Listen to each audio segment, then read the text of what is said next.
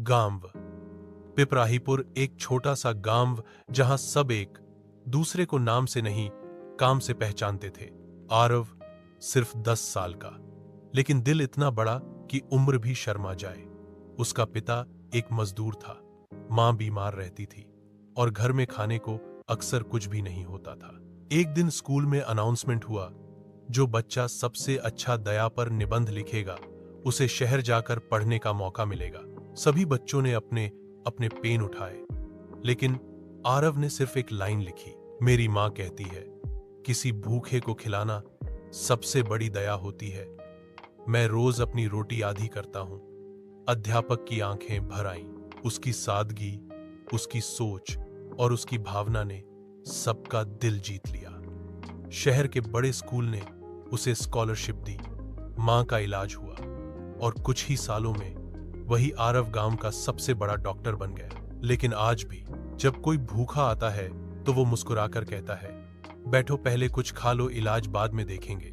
सीख, बड़ा बनने के लिए बड़ी डिग्री नहीं, बड़ा दिल चाहिए।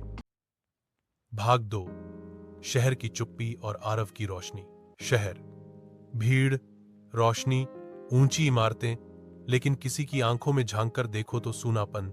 आरव, जो पिपराहीपुर के खेतों में नंगे पांव दौड़ता था, अब शहर के बड़े स्कूल में यूनिफॉर्म पहनकर बैठता था।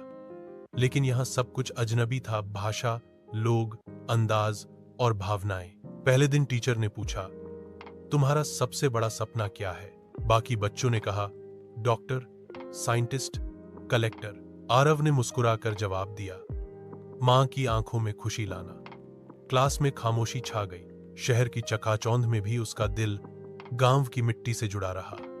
जब कैंटीन में खाना फेंका जाता, आरव उसे इकट्ठा करता और स्कूल के पास झुग्गी बस्ती में बच्चों को खिलाता। धीरे धीरे स्कूल के लोग भी बदलने लगे।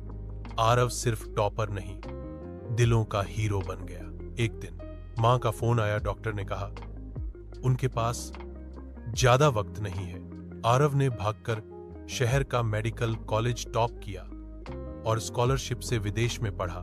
वो लौटा अपने गांव नहीं, उसी शहर की झुग्गियों में क्लिनिक खोलने। और अब जब कोई भूखा मरीज आता है, वो आज भी कहता है, बैठो, पहले कुछ खा लो, इलाज बाद में देखेंगे। सीख, जो अपनी जड़ों से जुड़ा रहता है वो हर आंधी में खड़ा रहता है। भाग 3, छोटे हाथों का बड़ा दिल, नई लौ की तलाश। आरव अब शहर के एक पुराने मोहल्ले में छोटा सा क्लिनिक चलाता था। इलाज सस्ता, व्यवहार मीठा और दिल अब भी वही गांव वाला। एक दिन एक 12 साल का लड़का आया। नाम साहिल, चेहरे पर चोटें थीं, आंखों में डर और होठों पर चुप्पी।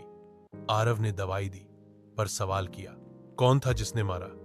साहिल बोला, कुछ नहीं, बस फूट फूट कर रो पड़ा। धीरे धीरे पता चला, साहिल एक झुग्गी का बच्चा था, जो दिन भर कबाड़ बीनता और रात में शराबी सौतेले बाप की मार सहता। लेकिन उसमें एक गजब की खूबी थी, वो पेंसिल से जमीन पर जो भी बनाता वो जैसे जिंदा हो उठता। आरव ने देखा, ये बच्चा सिर्फ जिंदा नहीं रह रहा, बल्कि अंदर से सड़ रहा है। उसे स्कूल में दाखिला दिलाया। क्लिनिक के बाहर एक छोटी दीवार पर साहिल की आर्ट गली बनवाई। धीरे धीरे मोहल्ले के लोग आने लगे। दीवार पर बने चित्रों को देखकर उसके नाम से लोग पहचानने लगे। 1 साल बाद साहिल ने एक प्रतियोगिता में शहर का पहला इनाम जीता और स्टेज पर खड़े होकर कहा, अगर कोई मेरी जिंदगी में डॉक्टर आरव ना आता तो शायद मैं अब तक कबाड़ में दब चुका होता। आरव बस मुस्कुरा रहा था, क्योंकि वो जानता था, किसी की जान बचाना ही डॉक्टर होना नहीं होता। कभी कभी उसे जीने की वजह देना भी इलाज होता है। सीख, कभी कभी सबसे बड़ा इलाज एक इंसान का विश्वास होता है।